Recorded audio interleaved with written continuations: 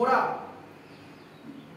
আপনার কুকুর, আচ্ছা গরু, পোল্ট্রি, হাঁস, মাছ, বিড়াল।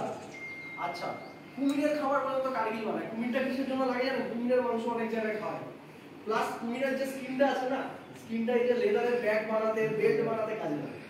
তো এটা একটা কালচার না, মানে যেরকম আপনারা মাছের কালচার করছেন, কালচার মানে কি এমনি মাছটাকে তো ফেলে রাখা না, মাছটাকে লালন পালন করা, বড় করা, তাদের একটা টাইমের মধ্যে বিক্রি করা, সেটা কুমিরেরও ওরকম চাষ হয়। সেটা পার পোস্টে 1 টাকা 2 টাকা আমাকে বেশি পড়ছে। তাহলে আমার যদি একই যদি উপাদান যদি দু জায়গায় থাকে তাহলে আমি ডোবা ব্যবহার করব না। বোঝা গেল না? বোঝা গেল?